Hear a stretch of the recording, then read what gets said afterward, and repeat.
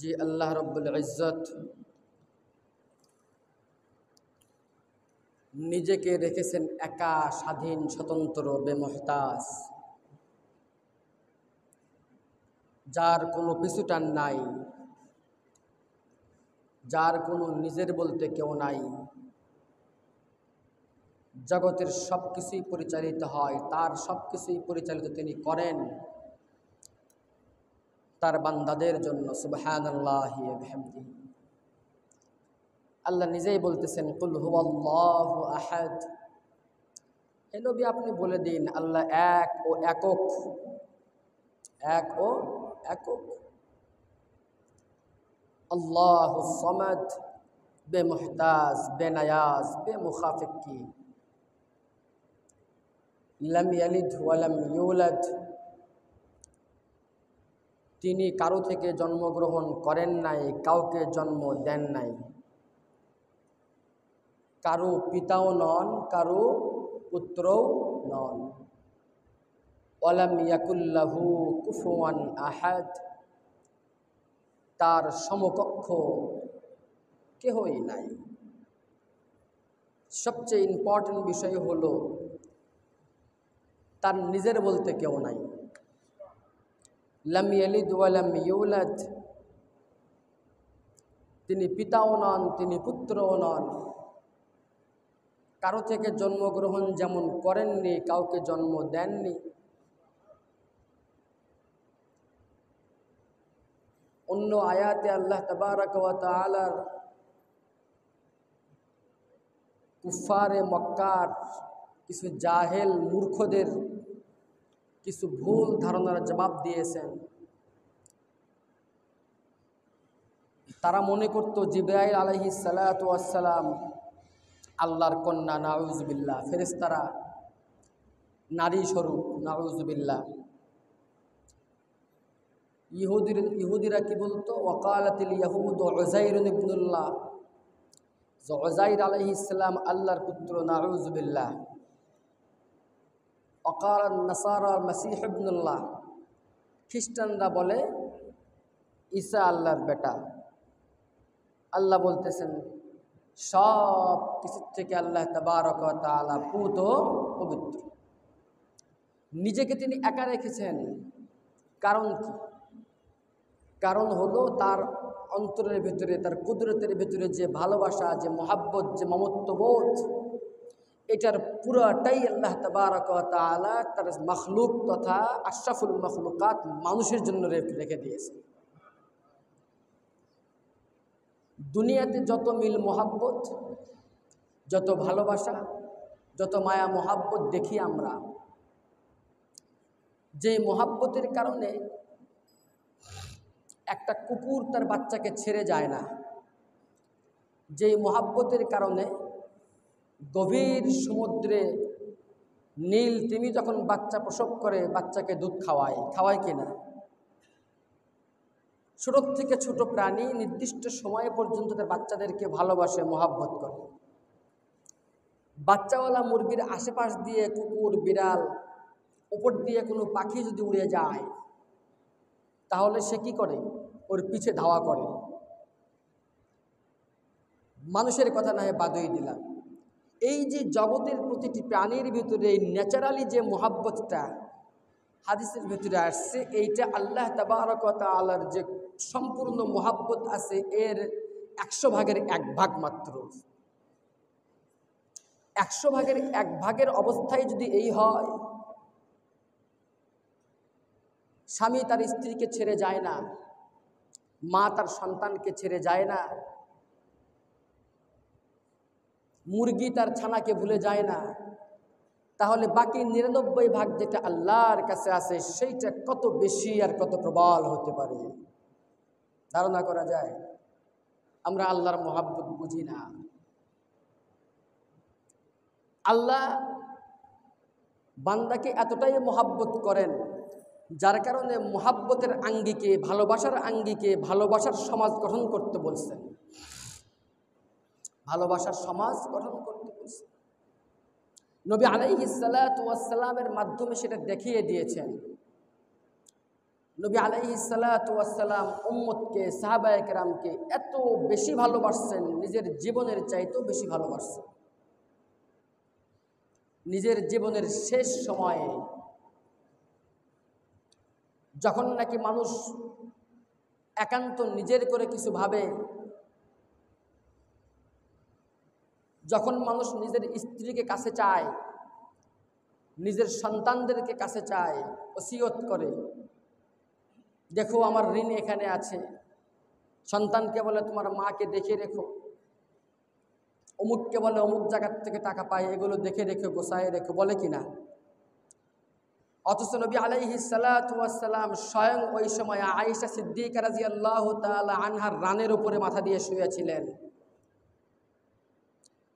মালাকুল মউত আজরাইল আলাইহিস সালাতু ওয়াস সালাম অনুমতি চাচ্ছে, ইয়া রাসূলুল্লাহ, আমি কি আপনার বক্ষের উপরে হাত রাখবো? হাত রাখার অর্থ আমি কি আমার কার্যক্রম অ্যাক্টিভিটি শুরু করব?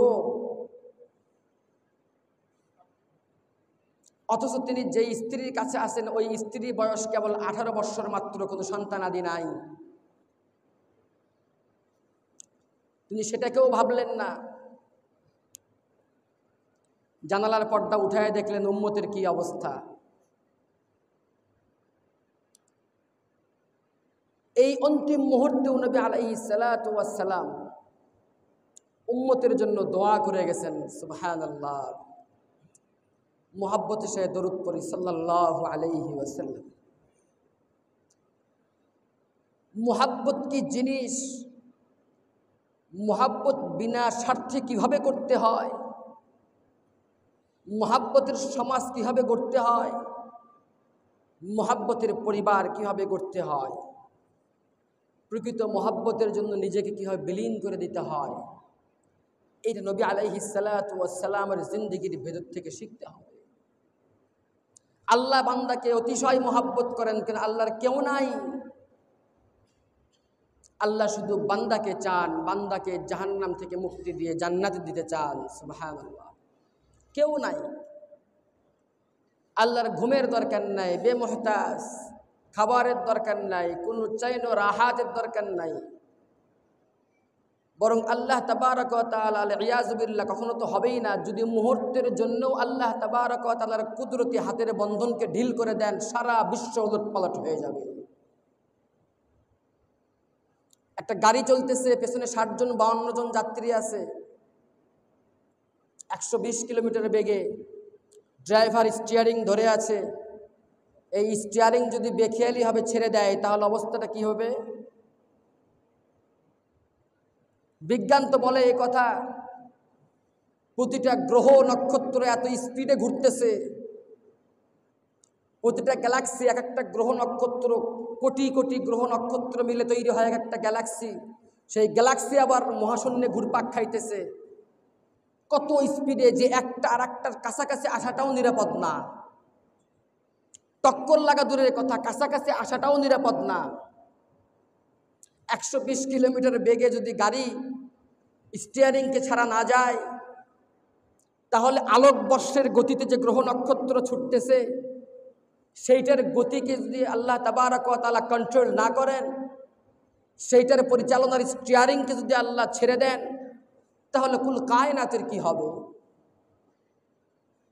কুদরত তো এখানেই রয়ে গেছে, স্রষ্টা তো এখানেই রয়ে গেছে। তাফাক্কারু ফি খালকিল্লাহ ওয়ালা তাফাক্কারু ফিল্লাহ। তোমরা আল্লাহর সৃষ্টির ভিতরে, খালকিয়াতের ভিতরে চিন্তা ভাবনা করো, আল্লাহকে পেয়ে যাবে।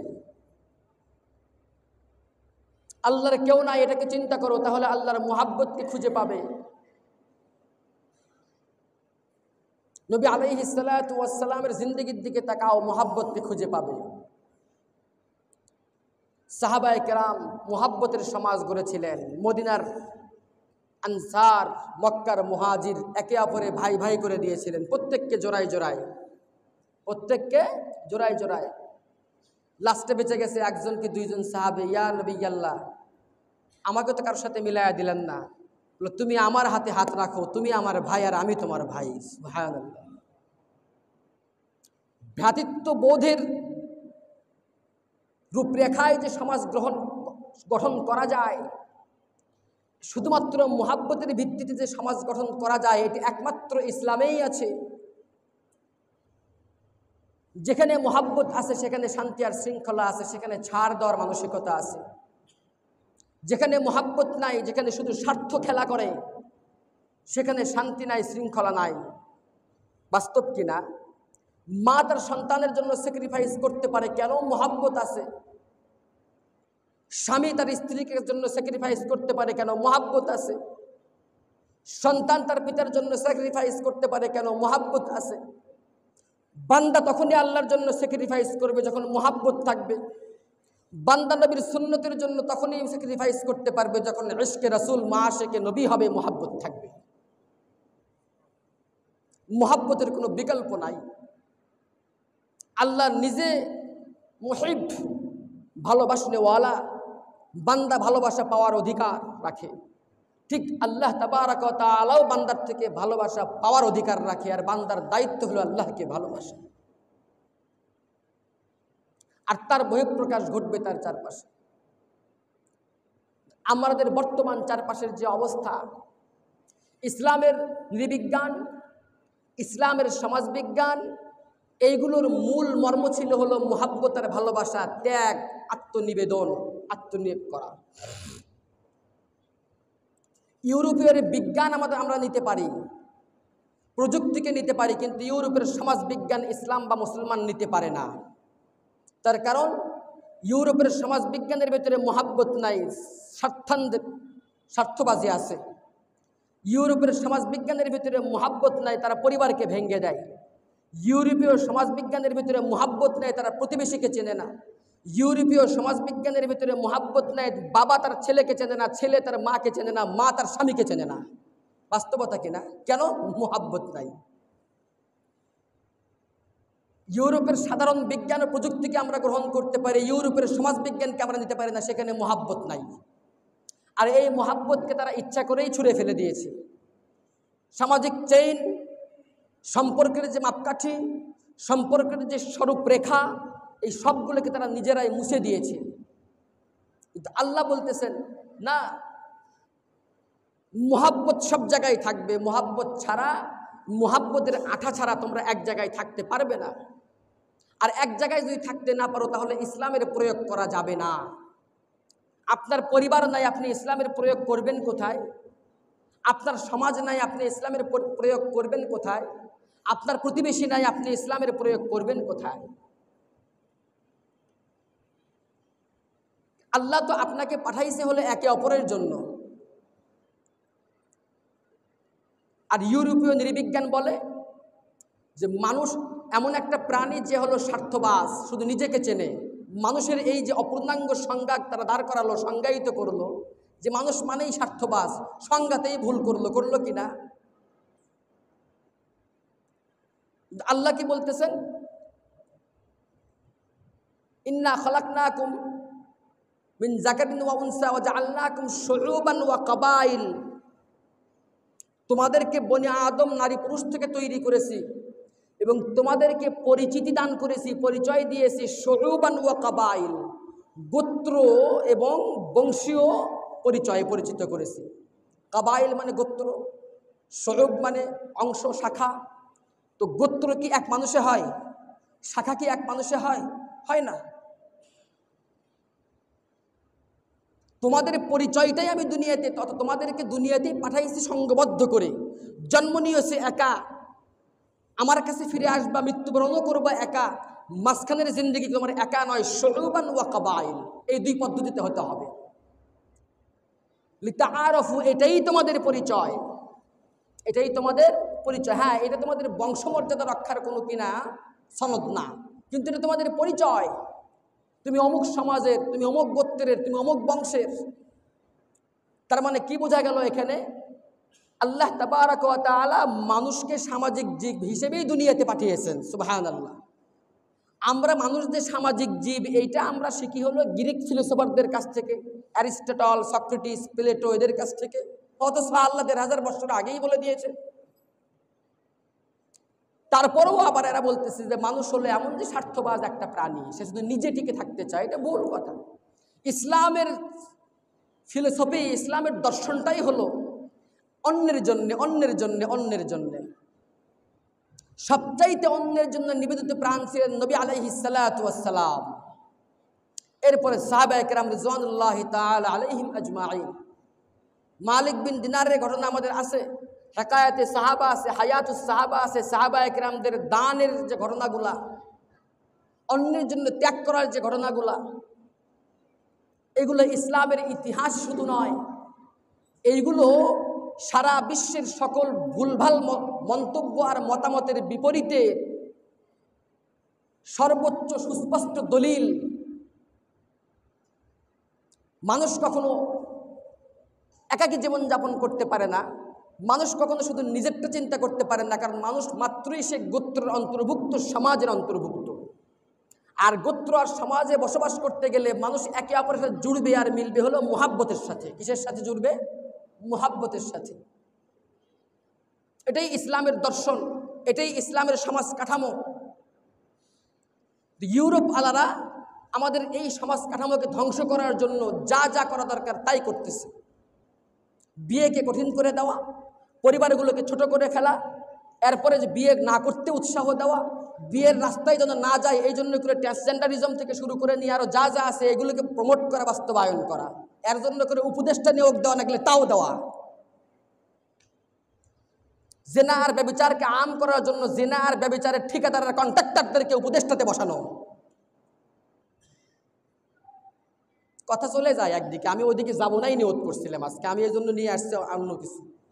বাস্তবতা এইগুলো চলে আসে, এইগুলো কথা যদি না বুঝাই, না বলি, তাহলে আল্লাহর কাছে জবাবদিহি করতে হবে। যদি না শুনি তাও জবাবদিহি করতে হবে যে হুজুর খালি আলাইছিলে রানী বামে জানকে। ভাই, এটা আমার জিম্মাদারি, সচেতন করা, সচেতন করা, এটা আমার জিম্মাদারি। কাল কিয়ামতের ময়দানে আল্লাহ তাবারক ওয়া তাআলার সামনে আমাকেও দাঁড়াইতে হবে, আমার মুসল্লিদেরকে দাঁড়াইতে হবে। এই মুসল্লিরা কাল কিয়ামতের ময়দানে হয় আমার পক্ষাবলম্বন করবে, নয়তো আমার বিরুদ্ধে দাঁড়ায় যাবে। এতগুলো মুসল্লি যদি আমার বিপক্ষে দাঁড়ায় যায়, জাহান্নাম ছাড়া কোনো গতি আমার থাকবে না। এতগুলো লাগবে না, একজন মুসল্লি যদি অভিযোগ করে আমার জাহান্নাম ছাড়া কোনো গতি থাকবে না। মুহতারাম হাজিরিন, যেই কথা বলছিলাম যে আল্লাহ তাবারাক ওয়া তাআলা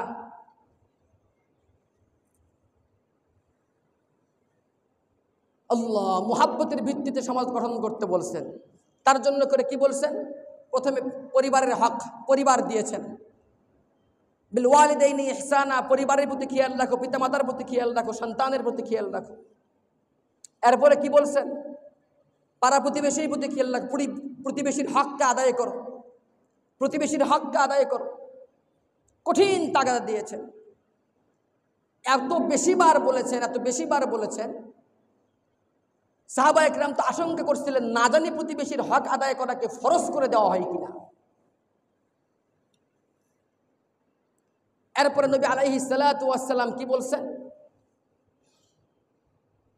আত্মীয়তার হককে আদায় করো, আত্মীয়তার সম্পর্ক ছিন্ন করো না, কেন আত্মীয়তা হলো তোমার সামাজিক বন্ধনকে সুদৃঢ় রাখার সিঁড়ি মাত্র। পশ্চিমাদের তো বাপ মাই নাই, বাপই নাই, মাও যা আছে 3 দিন পর তাও থাকে না। পশ্চিমাদের কোনো চাচা নাই, ফুপু নাই, খালা নাই, খালু নাই, কেউ নাই। আছে? আল্লাহ। একজন সাহাবী নবী আলাইহিস সালাতু ওয়াস সালামকে জিজ্ঞাসা করলেন, ইয়া রাসূলুল্লাহ মান আবাররা,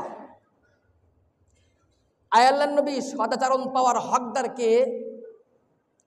কালা উম্মুকা ওয়া আবাকা, তোমার মা এবং তোমার বাবা, ওয়া উখতুকা ওয়া আখাকা, এরপরে তোমার ভাই এবং বোন, ওয়া মাওলাকাল্লাযী ইয়ালিজাকা হাক্কুন ওয়াজিবুন, এবং তোমার অধীনস্থ যারা আছে, দাস দাসী, চাকর চাকরানি, তোমার দোকানের হোক, তোমার অফিসের হোক, এদের হক আদায় করো। শুধু না হাক্কুন ওয়াজিবুন, এদের হক আদায় করা ওয়াজিব, হক আদায় করা ওয়াজিব। এরপরে কি বলতেছেন? রহিমুন মাউসুলাতুন, রহিমুন মাউসুলাতুন, আত্মীয়তার ব্লাড কানেক্টেড যে আত্মীয়গুলো আছে এদের সাথে সম্পর্ক রক্ষা করা তোমার জন্য ওয়াজিব।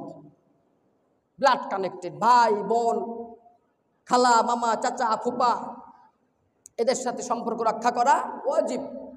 কারণ এইগুলো হলো তোমার সমাজের বেড়া। সমাজের কি বেড়া? প্রতিবেশী একটা, আমার বাড়ি মাঝখানে, চারপাশে আমার প্রতিবেশী, এরা আমার ভালোবাসার হকদার, আমি তাদের ভালোবাসার হকদার, তাহলে এইটা প্রোটেক্ট হলো কি না? আরেকটু দূর দিয়ে তোমার আত্মীয় স্বজন যে যেখানে থাক না কেন তারা মানে সেকেন্ড রাউন্ড প্রোটেকশন তৈরি হয়ে গেল, হইল কি না? তাহলে এই সমাজ প্রথা, এই পরিবার প্রথা ভাঙ্গার কোনো আশঙ্কা আছে? নষ্ট হওয়ার কোনো সুযোগ আছে? নাই। আর পশ্চিমারা আমাদেরকে ঘরের ভেতরে এতিম বানাইতে চায়। আমরা ওদের থিসিসে, ওদের সাজেশনে, ওদের সলিউশনে আমরা মুগ্ধ, ওদের মতো হইতে চাই। তো কুজা ও সুন্নতে আহমদ কুজা, তো কুজা ও সুন্নতে আহমদ কুজা, বা মুহাম্মদ কাইবুত নিসবত তুরা। আরে ও উম্মত, তোমাকে আমি কি দেই নাই বলো তো? আমার 23 বছরের নবুয়তি জিন্দেগি তোমাদের জন্য কুরবান করে দিয়েছি। আমার জন্য আমার মালিক দুনিয়া রেডি করে রাখছিলেন, আমার জন্য আমার মালিক আখিরাত রেডি করে রাখছেন, আমার জন্য আমার মালিক দুনিয়া ও আখিরাতের গুনাহকে মাফ করে দেওয়ার ঘোষণা আমার জীবদ্দশায় দিয়েছেন। আমার জন্য আমার মালিক দুনিয়ার সকল নারী থেকে শুরু করে নিয়ে যা যা দরকার মানুষের চায় তার সব কিছুই আমার জন্য ছিল। উম্মত, আমি সব ত্যাগ করছি তোমাদের জন্য, আমি আমার আদর্শ নিয়ে আসছি তোমাদের জন্য। আমার জিন্দগির প্রতিটা মুহূর্তের ভিতরে আমি তোমাকে রেখেছি উম্মত। আমার জিন্দগির ভিতরে আমার প্রাণপ্রিয় স্ত্রী আয়েশাকে রাখি নাই, আমার কলিজার টুকরা ফাতেমাকে রাখি নাই, আমার কলিজার টুকরা হাসান হোসাইনকে রাখি নাই, আমার কলিজার টুকরা সাহাবীদেরকেও রাখি নাই। আমি আমার কিয়ামত পর্যন্ত আনেওয়ালা উম্মতকে আমার কলিজার ভিতরে জায়গা দিয়ে দিয়েছি। আমি আমার মৌতের সময় যখন নাকি মানুষ স্ত্রীকে স্মরণ করে, যখন নাকি মানুষ আদরের মেয়েকে স্মরণ করে, যখন নাকি মানুষ কন্যাকে স্মরণ করে, তখন আমি তাদেরকে স্মরণ করি নাই। তখন আমি জিব্রাইল আমিন ভাইকে ডাক দিয়ে বলছি, ভাই জিব্রাইল, আমার উম্মতের কি হবে? যখন নাকি জিব্রাইল আসছে আজিম থেকে উম্মতের মাফ আর ক্ষমার ফয়সালা নিয়ে আসছে, এরপরে আজরাইলকে আমি অনুমতি দিয়েছি, আজরাইল এবার তোমার কার্যক্রম শুরু করো, আমার বুকে হাত রাখো। তো কুজা ও সুন্নতি আহমদ কুজা, তুমি কোথায়? নবীর আদর্শ কোথায়? তুমি কোথায়? নবীর ইজম কোথায়? তুমি কোথায়? নবীর মন্ত্র কোথায়? তুমি কোথায়? নবীর রাষ্ট্রের আদর্শ কোথায়? আমি কোথায়? নবীর সমাজ আদর্শ কোথায়? আমি কোথায়? রাসূলের রাজনীতি কোথায়? চিন্তার বিষয় ভাই। কোন দুঃখে এত মোহাব্বত করে নবী কাল কিয়ামতের ময়দানে সুহকান সুহকান লিমান গায়্যারা বাদি বলবেন না? কম দুঃখে না, যে নবী কাল কিয়ামতের ময়দানে মাকামে মাহমুদের ভিতরে মাথা ঠেকায় আর নাজারি করবে, আল্লাহ উম্মতি উম্মতি, আমার উম্মতকে মাফ করে দাও। সেই নবীর সামনে উম্মত যাবে, হঠাৎ করে পর্দা বলে সরাইয়া দাও, আমার উম্মত আসতেছে। দুঃসাহস কে দিল পর্দা ফালানোর? ইয়া নবী আল্লাহ, ইয়া হাবিব আল্লাহ, এরা আপনার সেই উম্মত যারা আপনার আদর্শ ব্যতি রেখে পশ্চিমাদের আদর্শকে গ্রহণ করেছে, আপনার সুন্নতের স্টাইলকে বাদ দিয়ে ইউরোপিয়ান স্টাইলকে আপন করে নিয়েছে। এরা হলো সেই উম্মত। নবী আলাইহিস সালাতু ওয়াস সালাম বলবেন সুহকান সুহকান লিমান গায়্যারা বাদি, দূর হয়ে যাও এখান থেকে। কঠিন ভাষা ব্যবহার করছেন। যেই আল্লাহ বান্দাকে এত মোহাব্বত করছেন, নিজের স্ত্রী নাই, পরিবার নাই, পরিজন নাই, লাম ইয়ালিদ ওয়া লাম ইউলাদ, পিতাও নাই, পুত্রও নন, সেই আল্লাহ তাবারক ওয়া তাআলা কাল কিয়ামতের ময়দানে লিল্লাহিল ওয়াহিদুল কাহ্হার নাম ধারণ করে সমাসীন হবেন। কেন? জব্বার নাম ধারণ করবেন কেন? যে বান্দা, তোমাকে দুনিয়াতে এত দেখাইছি, এত ভালোবাসছি, এত ডানে বামে বলছি, বান্দা তুমি শোনো নাই, তুমি শোনো নাই। জন্য প্রিয় ভাইয়েরা আমার, সময় শেষ হয়ে গেছে, বেশি কথা বলবো না। সামান্য আর একটা হাদিস শোনায় দিই। যদি কোনো ব্যক্তি তার হায়াতের বরকত চায়, যদি কোনো ব্যক্তি তার রিজিকের ভিতরে বরকত চায়, সে যেন কী করে? আত্মীয়তার সম্পর্ককে ঠিক রাখে, আত্মীয়তার সম্পর্ককে ঠিক রাখে। আল্লাহু আকবার। ক্বালা মান আহাব্বা আন ইয়াবসাতা লাহু ফি রিজকিহি, নবী আলাইহিস সালাতু ওয়াস সালাম বলেন, যদি কেউ চায় তার রিজিকের ভিতরে প্রশস্ততা আসুক, তার জীবন উপকরণের প্রশস্ততা আসুক, আও ওয়া আন ইউনসা লাহু ফি আসরিহি, এবং সে যদি চায় তার মৌত দেরিতে হোক, মানে হায়াতের ভিতরে বরকত হোক, মৌত দেরিতে হোক, হায়াতের ভিতরে বরকত হোক, ফালইয়াসিল রাহিমাহু, সে যেন তার ব্লাড কানেক্টেড যে আত্মীয় স্বজন যেগুলো আছে, এই আত্মীয়তার সম্পর্ককে ছিন্ন না করে বরং সেটা অটুট রাখে। কি রাখে? অটুট রাখে। একাধিক হাদিস আসছে, অনেকগুলো হাদিস। আত্মীয়তার সম্পর্ক কোনোভাবেই কোনো ক্রমেই কি করা যাবে না? ছিন্ন করা যাবে না।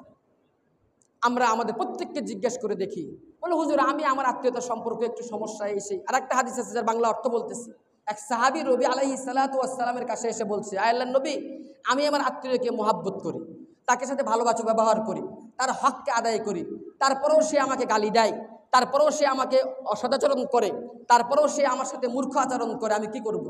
নবী আলাইহিস সালাতু ওয়াস সালাম বললেন যে তুমি তারপরেও যা সদাচরণ করতেছো, তোমার এই আচরণটা, তোমার এই ব্যবহারটা হলো তুমি তার খারাপ ব্যবহারের উপরে উত্তপ্ত ছাই নিক্ষেপ করতেছো।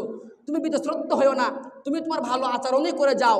যতক্ষণ পর্যন্ত তুমি তার সাথে ভালো আচরণ করবা, এতক্ষণ পর্যন্ত আল্লাহ তোমার সাথে মুহাব্বতের বন্ধনকে অটুট রাখবেন। সুবহানাল্লাহ। সে যা করতেছে করুক, আমরা এটাই তো করি। হুজুর আমার কি একলাই দোষ? আমার বোনে এই করলো, ওই করলো, সেই করলো, অমুকে এই করলো, কত অভিযোগ দিই আমরা। আল্লাহ বলতেছেন তুমি তোমারটা করো বান্দা, সে হয়তো বা তোমার সাথে খারাপ আচরণ করতেছে, তুমি মনে রেখো সে যা করে করুক না কেন, আমি তোমার সাথে মুহাব্বতের বন্ধনকে অটুট রাখবো। আর এক হাদিসে এখানেই আসছে যে কোনো প্রতিদানের বিনিময়ে আত্মীয়তার বন্ধনকে ঠিক রাখা এটা আর এক গুমরাহি। সবই নিয়ে যাবে, মাঝে মধ্যে কি বেড়া বেড়া আসবে না, বলে কিনা বোনদেরকে চেঁচে মুছে সবই নিয়ে যাবে, মাঝে মধ্যে কি আসবে না ভাইয়ের বাড়িতে বেড়া বেড়া। তুমি ভাই সে বোন, তুমি কি কখনো তার বোনের বাড়িতে যাবা না? তখন তুমি কি নিয়ে যাবা? জমি তুলে নিয়ে যাবা? এই যে প্রতিদানের বিনিময়ে আত্মীয়তার সম্পর্ক ঠিক রাখা, এটা আর এক জাহালত, আর এক গুমরাহি নিষেধ করছে। কাল কিয়ামতের ময়দানে যেই সমস্ত আত্মীয় স্বজন অধিকার থেকে বঞ্চিত হয়েছে, এরা আল্লাহর কাছে অভিযোগ করবে, আল্লাহর কাছে অভিযোগ করবে, আল্লাহ এই হয়েছে, সেই হয়েছে, এই করছে, সেই করছে। আল্লাহ বলবেন, বান্দা তোমার সাথে তোমার আত্মীয়রা খারাপ ব্যবহার করছে, সেদিনও আমি তোমার সাথে ছিলাম, আজকেও তাদের বিপরীতে, তাদের বিরুদ্ধে আমি তোমার সাথে আছি, তুমি চিন্তা করো না। এটা কেন? তার কারণ হলো ইসলামের সমাজ কাঠামো, ইসলামের পরিবার কাঠামো, ইসলামের টোটাল শৃঙ্খলার যে কাঠামোটা, এটা অনেক গুরুত্বপূর্ণ। এটাই হলো ইসলাম। সমাজকে সমাজবদ্ধ রাখা, পরিবারের যে ট্র্যাডিশন, এটাকে ঠিক রাখা, এটাই হলো ইসলাম। এর বাইরে যখন পরিবার ভেঙে যাবে, সমাজ ভেঙে যাবে, একে অপর থেকে মুক্ত হয়ে যাবে, তাহলে এটা পশ্চিমা ইউরোপ হয়ে যাবে, এটা ইসলাম থাকবে না। আল্লাহ তাবারক ওয়া তাআলা আমাদের সবাইকে বোঝার তৌফিক দান করুক, মুহাব্বতের ভিত্তিতে একে অপরের সাথে সম্পর্ক গড়ে তোলার তৌফিক দান করুক। আমিন। ওয়া আখিরু দাওয়ানা আলহামদুলিল্লাহি রাব্বিল